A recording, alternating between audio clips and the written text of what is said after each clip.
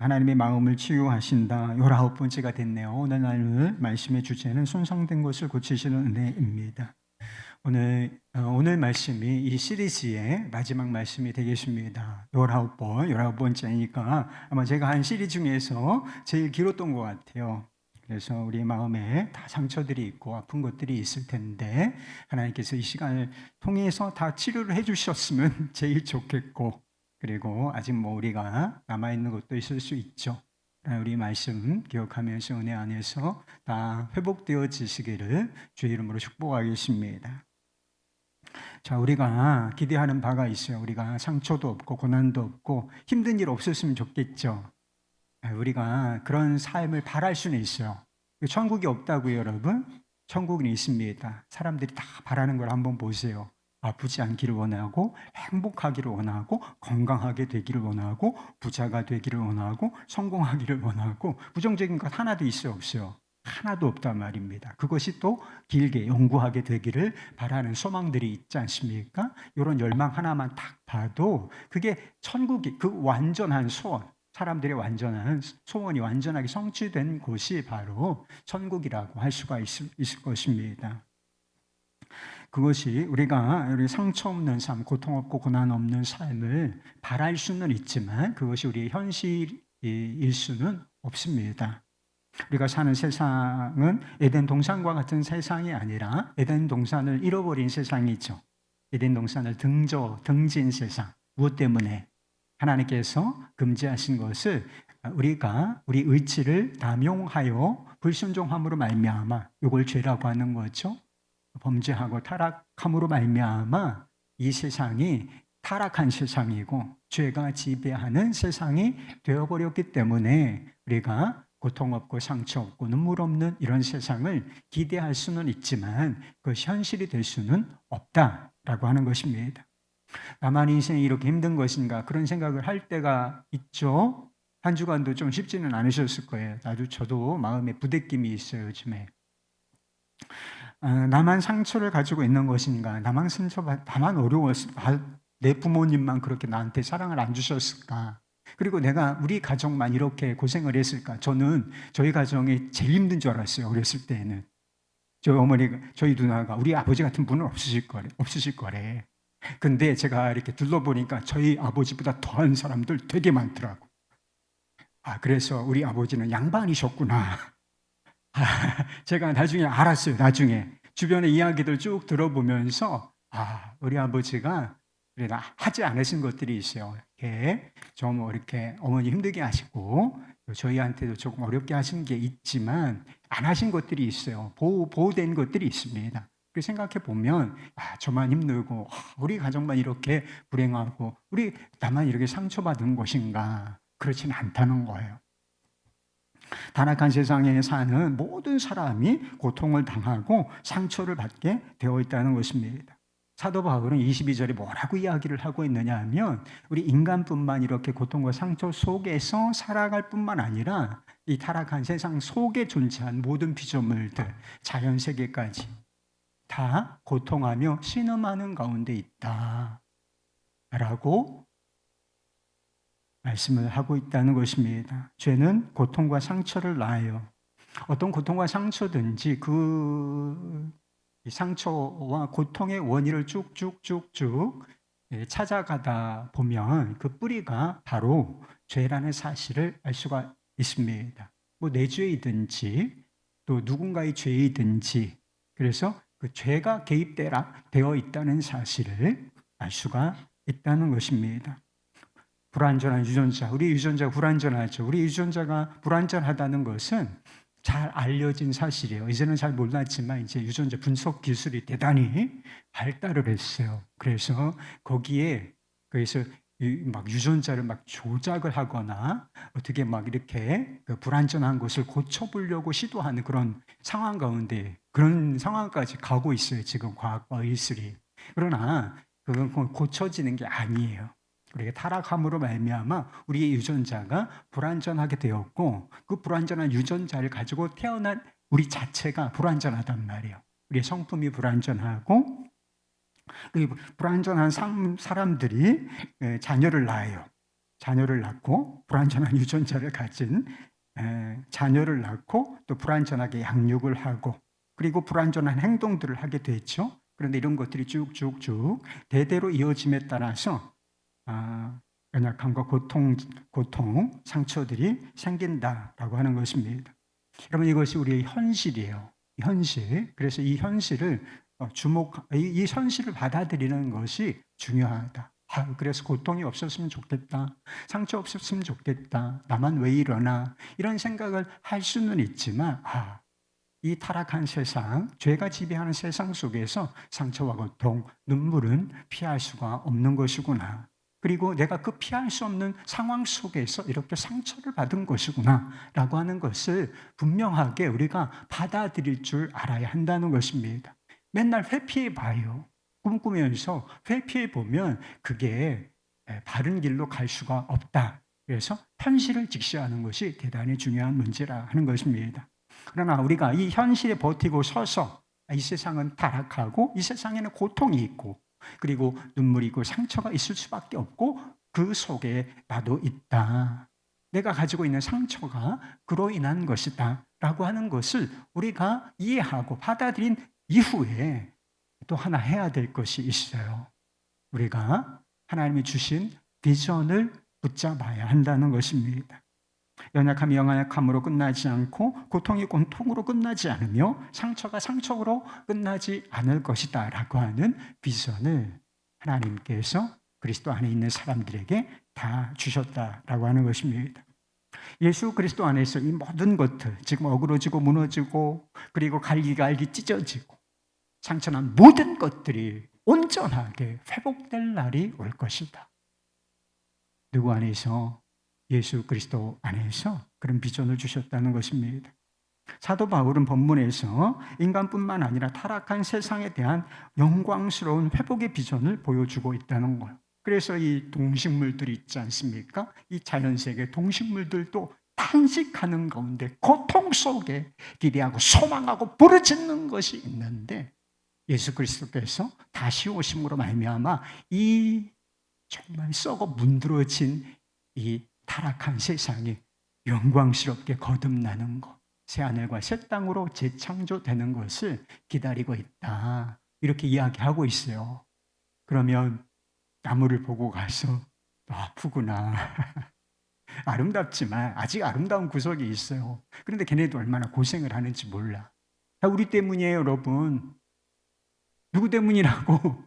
우리 때문에 다 걔네들도 고생하고 있는데 그러나 그들이 간절하게 기대하고 소망하는 것, 예수 그리스도의 완전한 구속의 날, 그 날이 반드시 올 것이다 라고 하는 것입니다. 그 날이 오게 되면 우리는 완전한 몸과 완전한 마음으로 새롭게 될 것입니다.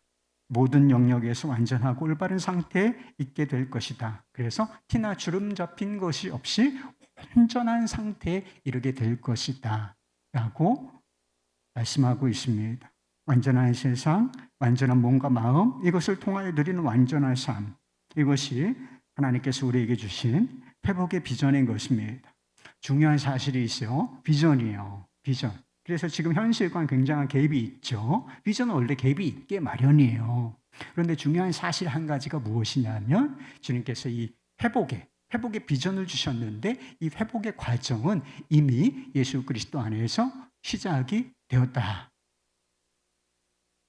라고 하는 사실이에요. 여러분 믿으십니까? 지금 완성된 그 지점까지는 아직 좀 갈 길이 멀지만 어느 정도 있지만 하나님께서 예수 그리스도 안에서 완전한 구속 회복의 비전을 주셨는데 그거는 지금과는 아무 상관이 없는 것이 아니라 이미 우리가 예수 그리스도를 믿고 있잖아요. 이미 예수 그리스도를 믿고 있기 때문에 예수 그리스도 안에서 이미 우리 안에서 진행되고 있는 일이라고 하는 사실을 우리가 붙잡아야 한다는 것입니다. 그러면 우리는 아직 연약하죠. 우리의 성품이 온전합니까? 연약함 자체는 죄는 아니에요. 그런데 연약함 때문에 우리가 죄를 짓기도 하고 우리가 넘어지기도 하고 고통과 눈물 속에 살게 되는 것입니다. 우리 안에 아직도 손생되고 상처난 것들이 있어요. 그러나 하나님은 우리의 연약한 우리를 홀로 내버려 두지 않으신다는 것. 우리가 상처받은 자로 패배한 삶을 살도록 내버려 두시지 않는다라고 하는 것입니다. 하나님께서는 연약한 우리를 도우시고 또 온전케 하실 것이다 라고 하는 것입니다. 완전하신 하나님께서 완전하신 하나님 완전하시고 거룩하신 분이시죠. 전능하신 분이시죠. 그래서 우리와 질적으로 완전히 다른 분이에요. 그런데 이 완전하신 하나님께서 연약한 우리를 어찌 아실까? 연약한 우리를 아시고 연약한 우리를 도우신다고 하시지 않았습니까? 이게 회복의 길로 우리를 인도하시는데 완전하신 하나님께서 도대체 어떻게 연약한 우리의 그리고 상처난 고통받고 있는 우리의 심정을 우리 아신다는 것인가? 단지 그분이 전지전능하시기 때문에 하나님 전지하시기 때문에 전지하다는 것은 부정적으로 말하면 모르시는 게 없다는 거예요. 그래서 우리에 대해서 모르시는 게 없으실 정도로 하나님은 모든 걸 다 아시기 때문에 하나님은 우리의 연약함을 아신다. 그렇게 말씀드릴 수도 있죠.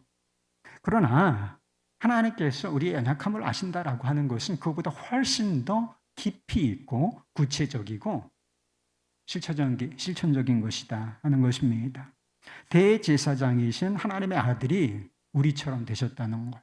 연약한 우리처럼 되시고 우리가 타락한 세상 속에서 경험하는 모든 것들을 다 몸소 경험을 하셨다는 것입니다. 예수님의 삶을 한번 쭉 간단하게 여러분의 머리로 한번 그려보세요. 여러분들이 알고 있는 최애 성경 지식을 다 동원해서 예수님께서 이 땅에 오셔서 우리가 겪고 있는 일, 지금까지 여러분들이 겪어왔던 일, 안 겪은 것을 도대체 뭐가 있을지를 한번 떠올려 보시라는 것입니다. 예수님께서 그렇게 길지 않은 삶을 사셨지만 예수님께서는 우리가 경험하는 이 땅에서 상처와 고통과 아픔과 눈물과 모든 것을 다 경험하셨다 하는 것입니다. 수치와 모욕과 이별과 고독과 버림받음, 극한 슬픔과 우울증을 주님이 아실까? 거기까지는 모르겠습니다. 그러나 겟세마네 동산에서의 주님의 고백을 들어보면 아주 극한 슬픔, 아주 우울함의 극한까지 주님께서 경험하셨다라고 하는 사실을 알 수가 있습니다. 죄와 연약함으로 고통당하는 우리를 위하여 자신 때문이 아니라 다 타락한 세상 속에서 고통당하고 상처받은 우리를 낫게 하시기 위하여 그와 같은 일을 몸소 다 경험하셨다. 이게 성경의 진리인 것입니다. 그래서 이사야 53장 4절 5절 말씀에 보면 이런 말씀이 있어요. 그는 실로 우리의 질고를 지고 우리의 슬픔을 담당하셨거늘 그가 상함은 우리의 죄악 때문이라 그가 채찍에 맞음으로 우리는 나음을 받았도다. 예수님께서는 어떤 분이십니까? 우리와 똑같은 고통과 상처를 경험한 적이 있으신, 그러나 그것으로 끝나는 것이 아니라 그분은 하나님의 아들이시오 그리스도 구원자, 치료자이시라는 것을 말씀 속에서 보여주고 있다. 본질은 구원자예요. 본질은 우리의 상처와 아픔을 치료하시는 분이신데 그 아픔과 고통, 눈물, 죄 모든 것을 씻으시고 온전하게 하시기 위하여 이 땅에 오셔서 죄인들과 똑같은 고통을 다 경험하심으로 아시는 분, 그분이 바로 우리 주 예수 그리스도이시라는 것입니다. 예수님께서 죽으셨지만 부활하셨고 하나님 보좌 우편으로 승천하셨지요. 그래서 하나님께로 가신 것입니다. 그런데 하나님께서는 어떻게 하셨는가? 우리에게 성령을 보내주셨다라고 하는 것입니다. 성령이 우리가 예수 그리스도를 믿을 때에 성령이 우리 안에 오신다. 그래서 성령이 내주하신다 이런 표현을 써요. 여러분 예수님을 믿으십니까? 그럼 여러분 안에 누가 와 계신가? 예수의 영, 그리스도의 영, 하나님의 영이라고 불리시는 예수님께서 여러분 안에 계신 것을 믿으시기를 바랍니다. 이 성령에 다른 이름이 있다는 것을 여러분 아십니까? 그 이름이 바로 보혜사. 원어로는 파라클레토스라고 부르는데 이게 무슨 뜻이냐면 보혜사. 이게 좀 한자어기 때문에 알아듣기가 어렵죠. 보혜사가 뭐예요? 파라클레토스인데 얘는 곁에서 돕다, 곁에서 돕다 이런 뜻을 가지고 있다라고 하는 것입니다. 그러니까 예수 그리스도 안에서 완전한 구속, 이게 비전으로 주어졌다고 말씀을 드렸지 않습니까? 그래서 타락한 세상이 싹 불이 소멸되고 새로운 세상으로 재창조되고 불완전한 우리도 완전함을 잊게 되고 육이나 영혼이나 온전하게 되어 완전한 삶을 살아가게 될 것이라고 말씀을 드리지 않았습니까? 이게 목표예요. 하나님께서 설정하신 구원의 목표, 완성 지점인데 지금 이제 시작이 된 거예요. 이 땅에서 그 일은 시작이 되었는데 이 지점까지 우리를 인도하시기 위해서 이 지점까지 우리를 완성된 지점까지 인도하시고 곁에서 우리를 돕기 위하여 오신 분이 누구신가?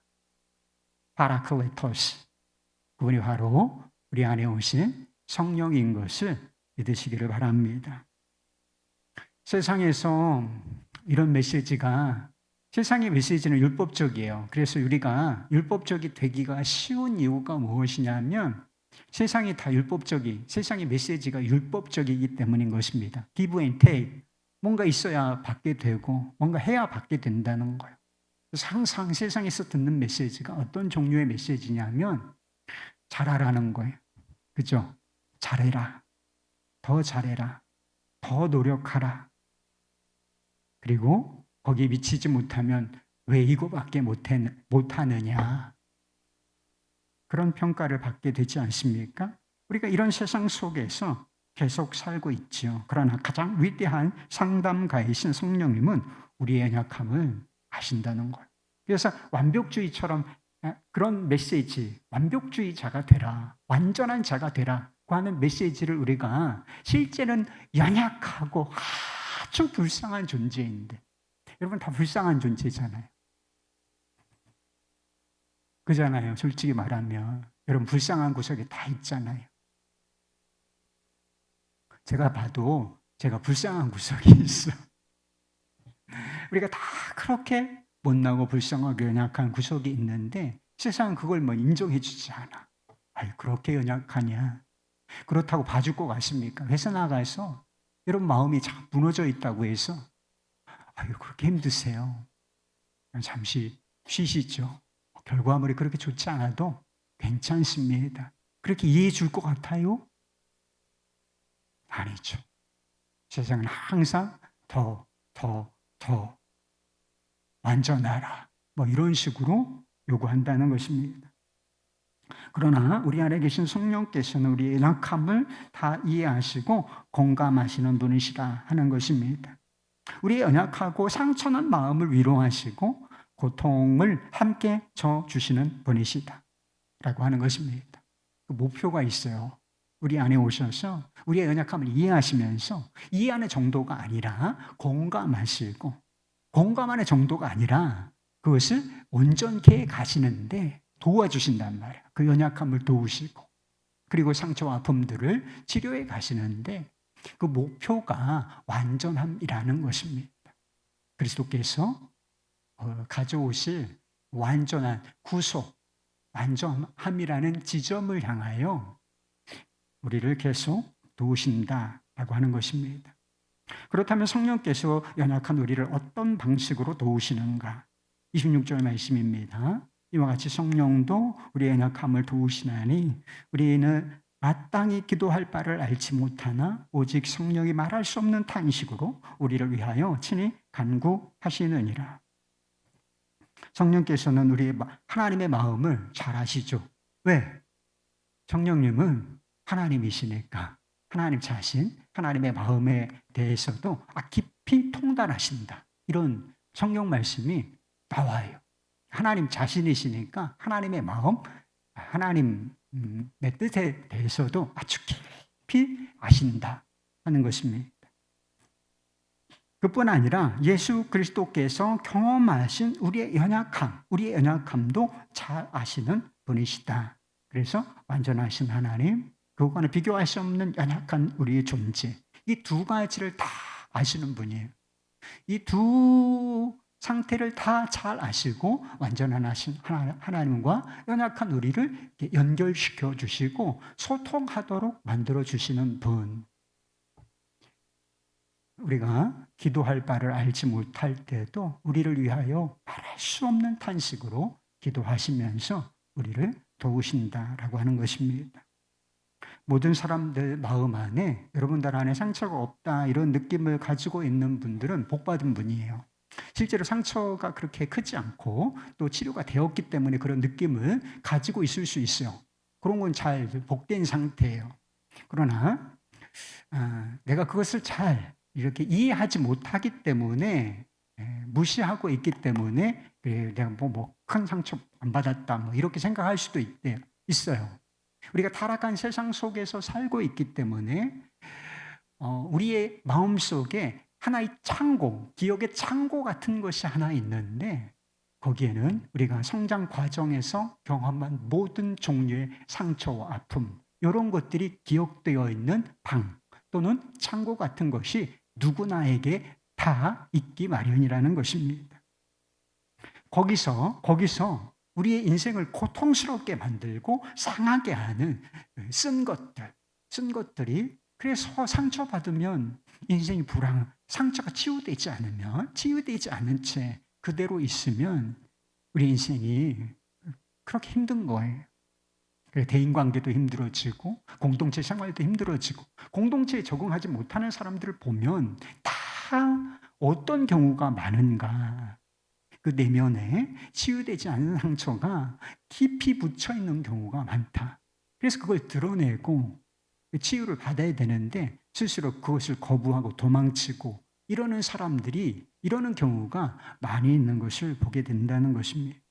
그래서 이 기억의 창고, 이 모든 부정적인 감정들 이런 것들이 응축되어 있는 그 기억의 창고는 마음속 깊은 곳에 자리 잡고 있는데 여기에 하나님의 은혜가 흘러 들어가서 회복시키신 은혜가 흘러 들어가서 사랑과 용서를 경험함으로 치유를 경험해야 하는데 성령께서 하나님의 뜻대로 간구하심으로 이 일을 도우신다라고 하는 것입니다. 그래서 우리가 마땅히 기도할 바를 알지 못한다. 이런 말씀이 있는 것을 보면 우리가 정말 하나님의 은혜를 붙들고 이런 문제를 가지고 하나님 앞에 나아가 기도할 때 주님께서는 그와 같은 일을 행하신다. 특별히 하나님은 성령 모든 상황 속에서 우리를 만지시고 온전케 하시는 분이시지만 특별히 그런 우리가 기도할 때 그와 같은 역할을 하신다라고 하는 것을 우리가 알 수가 있습니다. 하나님은 우리의 연약함을 도우시고 상처를 치유하기를 원하세요. 그래서 파라클레토스 곁에서 돕는 성령을 보내신 것입니다. 그런데 하나님의 비전은 무엇이냐? 우리가 단순히 지금까지 받아왔던 그런 상처에서 회복되는 것, 이것도 얼마나 놀라운 것입니까? 이런 상처, 마음속 깊은 곳에 있는 상처들, 어린 시절에 몇 살 때 받은 것도 잘 낫지 않아요. 이런 것이 치유되는 것도 얼마나 놀라운 것입니까? 그러나 그런 것을 치유하실 뿐만 아니라 더 놀라운 곳으로 우리를 인도하신다. 그것을 선과 유익으로 바꾸신다라고 하는 것입니다. 28절 말씀입니다. 우리가 알거니와 하나님을 사랑하는 자, 곧 그의 뜻대로 부르심을 입은 자들에게는 모든 것이 합력하여 선을 이루느니라. 우리가 경험한 모든 일이 있죠. 여기는 모든 것이 합력하여 선을 이룬다. 모든 것이라는 표현이 들어있어요. 모든 것에는 좋은 일도 포함될 수는 있죠. 그러나 모든 일에는 우리가 경험한 부정적인 일들, 고통과 상처 이런 것이 포함될 수 있는 것이다 하는 것입니다. 우리가 앞에서 말씀드린 것처럼 우리가 경험하는 고통과 상처를 거슬러 올라가면 누군가의 죄가 있다는 것입니다. 그러나 하나님은 모든 것을 우리에게 유익하도록 역사해 주신다. 하나님께서 의도적으로 우리에게 어떤 아픔과 고통을 허락하신다. 그런 뜻이 아닌 것입니다. 하나님은 악과 전혀 상관이 없는 거룩한 분이시죠. 근데 하나님께서 하시는 일이 있어요. 하나님 의도적으로 막 고통을 주고 막 상처를 주고 막 이런 일을 하시는 분은 결코 아니라는 거예요. 하나님 우리 안에서 하시는 일은 무엇이냐면 우리가 세상 속에서 그 누군가의 죄 때문에 또는 우리의 죄 때문에 벌어진 이 고통, 우리가 받게 된 상처, 이런 것들, 악한 일들이죠. 이런 것들을 우리를 위해서 선하게 사용하신다라고 하는 것입니다. 상처로 가득한 심령, 우리의 심령을 보혈의 능력으로 치료하실 뿐만 아니라 다른 사람을 도울 수 있는 돕는 자가 될 수 있도록 우리를 그런 모든 것을 사용하신다라고 하는 것입니다. 하나님은 우리의 손상되었던 것들을 본래 의도하셨던 대로 고치실 수 있는 분이십니다. 악하고 어리석고 무지한 사람들이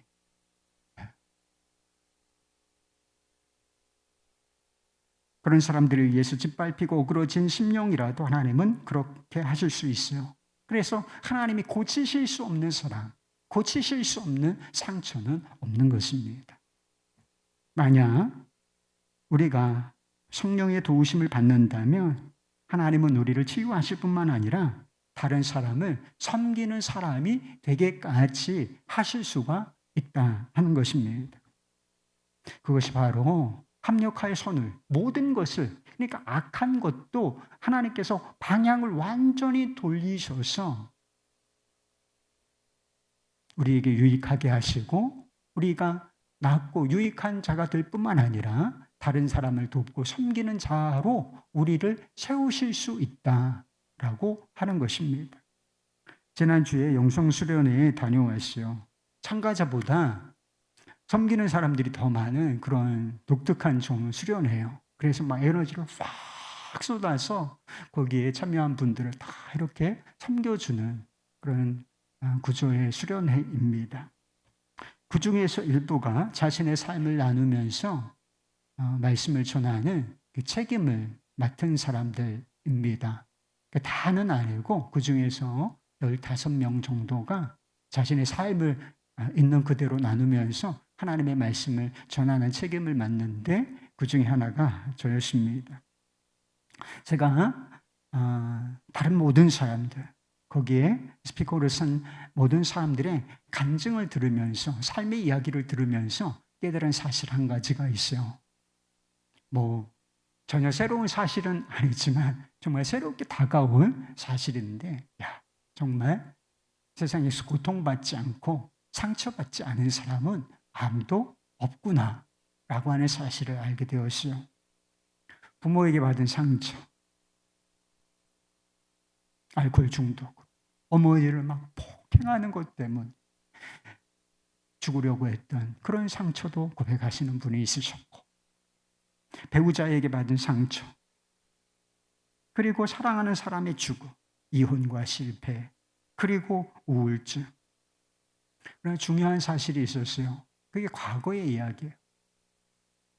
그래서 정말 어떻게 이런 삶을 살아왔을까 싶을 정도로 그런 삶을 살았던 분들이 참 많이 있었지만 그 자리에 와 있다는 것이 뭘 의미해 주고 있는가?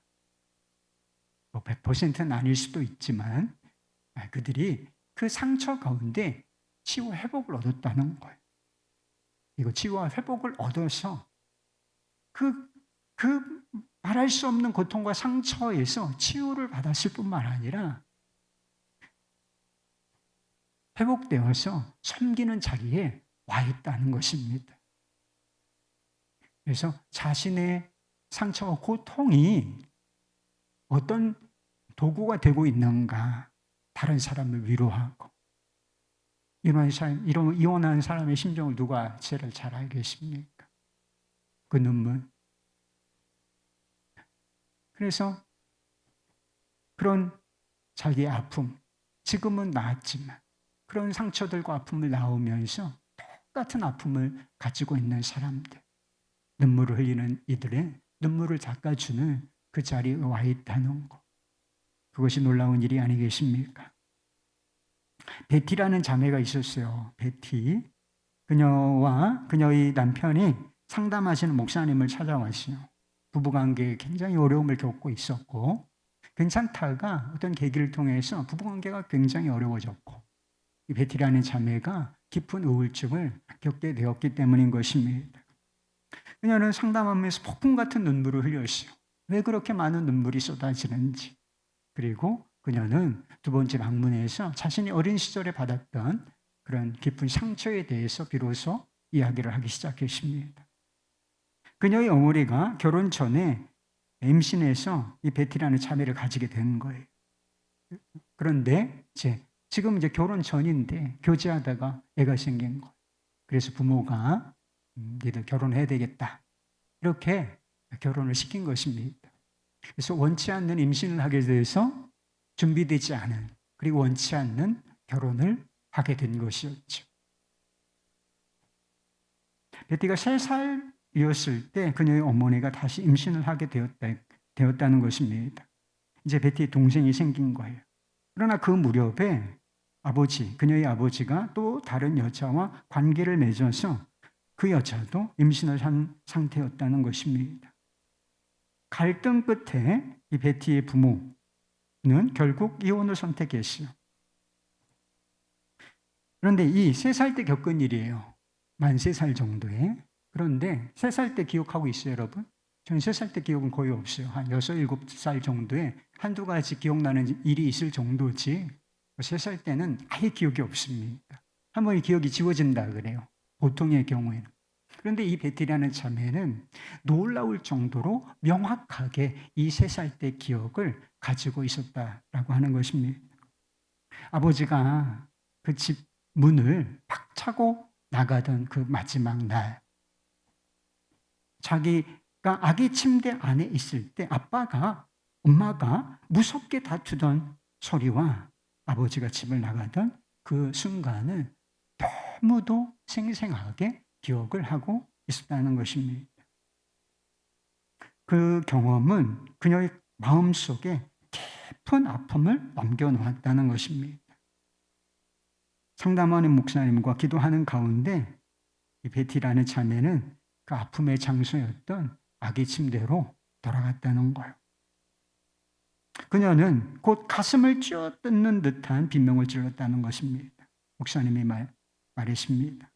베티, 당신이 그때 아기 침대에서 아버지에게 무슨 말을 할 수 있었다면 뭐라고 했을 것 같습니까?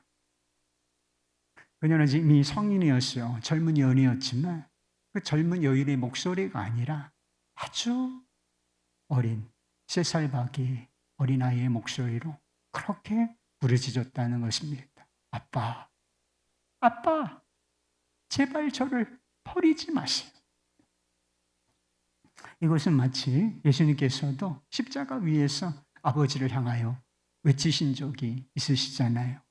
나의 하나님, 어찌하여 나를 버리셨나이까? 라고 절규하시는 예수님의 부르짖음과 같은 것이었다 했습니다. 그래서 우리 예수님은 어떤 분이십니까? 3살 바퀴의 아빠, 제발 나를 버리지 마세요. 아빠에게 버려진 아이의 심정도 아픔도 이해하시는 분이시라 하는 것입니다. 이것을 계기로 그녀의 생애 가운데 가장 깊은 치유를 경험하기 시작했다는 것입니다. 이 베티라는 자매가 그렇게 큰 아픔과 상처를 겪을 때 하나님께서는 도대체 뭘 하셨을까? 하나님은 나를 어떻게 바라보고 계셨을까? 그것을 한번 생각해 보면서, 상상이지만 생각해 보면서 글을 써보라. 주님께 기도하는 글을 써보라. 목사님으로부터 이런 요청을 받고서 그녀가 이런 기도문을 썼습니다. 오 하나님, 내 사랑하는 아버지, 제 마음은 당신께서 저를 결코 버리지 않았다는 생각으로 인하여 기쁨으로 가득 넘치고 있습니다. 저희 어머니가 저를 낳았을 때에도 당신은 부드럽게 저를 내려다보셨고 제 육신의 아버지가 계시지 않는 그곳에 당신은 대신 서 계셨습니다. 아버지에게 버림받은 어린 아이로서 비통한 눈물을 흘리며 울고 있을 때에도 하나님은 거기 계셨습니다. 하나님, 나의 사랑하는 아버지, 제 마음은 얼음장과 같이 되었는데 당신의 사랑의 빛이 그 얼음장을 서서히 녹이기 시작하셨습니다. 당신은 제 마음속에 치유의 기적을 베풀기 시작하셨습니다.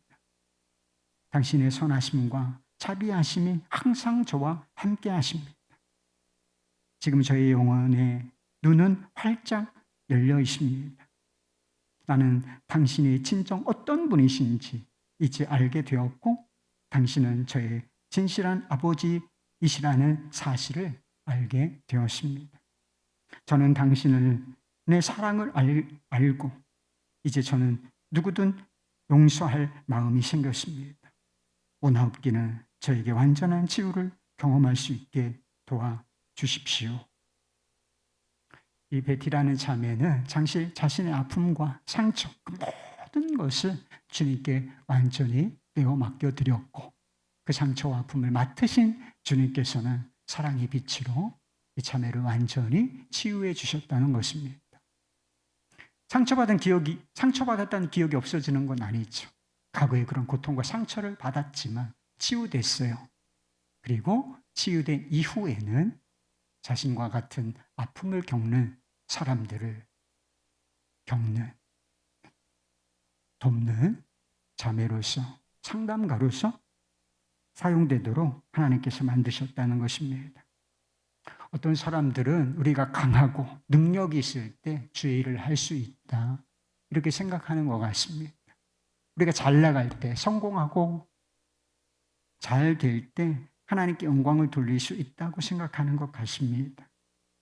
그러나 사도 바울이 우리가 하나님께 영광을 돌리는 방법은 오직 딱 두 길만 있다고 가르쳐 주었습니다. 첫째는 십자가 예수님을 자랑하는 거예요. 십자가 예수님도 자랑하는 게 아니라 오직 우리가 아무것도 할 수 없는 죄인이었을 때 이 땅에 오셔서 우리를 위하여 사시고 죽으시고 부활하신 예수. 그래서 우리의 구원자가 되신 예수 그리스도의 십자가만 자랑하는 것입니다. 또 하나는 우리의 약함을 자랑하는 거래요. 왜 그런 줄 아세요? 우리의 약함을 자랑할 때 하나님께서는 영광을 받으신다는 거예요. 하나님의 은혜는 약한 곳에 머물거니와 그리고 모든 것을 고치시고 새롭게 하시는 그리스도의 능력은 우리의 약한 곳에서 온전하여지기 때문이라 하는 것입니다. 하나님의 능력이 어디서 발휘되는가? 강한 척하지 않고 우리의 약함을 인정하고 그것을 내어드릴 때 주님께서는 주님의 능력이 온전해지는 것이 아니라 주님의 능력은 항상 똑같죠. 약한데 임하여서 우리를 온전하게 하시는 방식으로 주님께서 영광을 받으신다는 것입니다. 여러분의 연약함과 상처를 드러내시기를 바라요. 하나님께서 회복시키시고 새롭게 하시는 은혜로 역사하실 것입니다. 여러분의 상처와 아픔을 치유하실 뿐만 아니라 그것을 선하게 사용하심으로 말미암아 다른 사람의 유익함을 위하여 연약함을 돕는 자로 세우실 것입니다. 하나님은 치유받은 여러분, 또 치유자로 섬기는 여러분을 통해서 영광을 받으실 것입니다. 할렐루야.